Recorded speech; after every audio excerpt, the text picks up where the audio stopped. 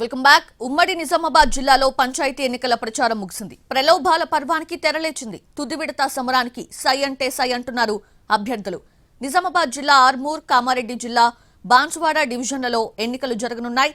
ప్రచారం ముగియడంతో అభ్యర్థులు తాయిలాల పంపిణీకి శ్రీకారం చుట్టారు.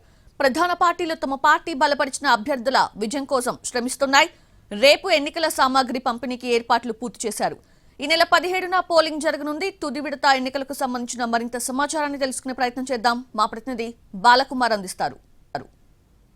ఎన్నికలు తుది అంకానికి చేరుకునే మూడో విడత ఎన్నికల ప్రచారం కొద్దిసేపటి క్రితం ముగిసింది.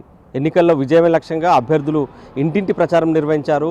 బొట్టు పెట్టి మరి తమకు ఓటు వేయాలని అభ్యర్థించారు. అనేక హామీలు ఇచ్చారు. బాండ్ పేపర్లు ఇచ్చి తమను గెలిపిస్తే హామీలు నెరవేర్చానంటూ కూడా ఓటర్లను నమ్మించే ప్రయత్నం చేశారు. ఇక ఉమ్మడి నిజామాబాద్ జిల్లా వ్యాప్తంగా 20 మండలాల్లో తుది విడత ఎన్నికలు జరగనున్నాయి. ఇక నిజామాబాద్ జిల్లా విషయానికి వస్తే నిజామాబాద్ జిల్లాలోని ఆర్మూర్ డివిజన్లో తుది విడత ఎన్నికలు జరుగుతున్నాయి. ఆర్మూరు, ఆలూరు, బాల్కొండ, భీమ్గల్, డొంకేశ్వర్, కమ్మర్పల్లి, మెండోరా, మోర్తాడ్, ముప్కాల్, నందిపేట, వేల్పూర్, ఎర్గట్ల మండలాల పరిధిలో మూడో విడత ఎన్నికలు జరుగుతున్నాయి. ఇక మొత్తం 165 గ్రామ పంచాయతీలకు ఎన్నికలు జరుగుతుండగా దాదాపుగా 19 సర్పంచ్ పదవులు ఏకగ్రీవమయ్యే మిగతా 146 స్థానాలకు ప్రస్తుతం ఎన్నికలు జరగనున్నాయి. దీనికోసం 562 మంది అభ్యర్థులు పోటీ పడుతున్నారు.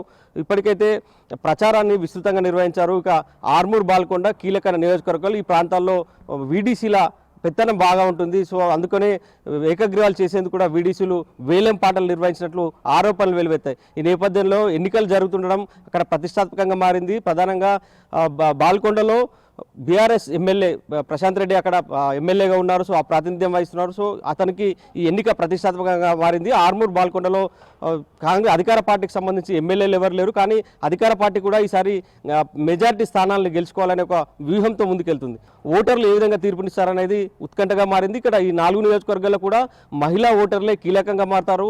అభ్యర్థుల తలరాతలను మార్చేది వాళ్ళే అని కూడా ఇక్కడ చెప్తుంటారు. సో మహిళా ఓటర్లు ఎక్కువ ఉండడంతో మహిళా ఓటర్ని ఆకట్టుకునేందుకు బొట్టు పెట్టి ఓటును అభ్యర్థించారు అభ్యర్థులు.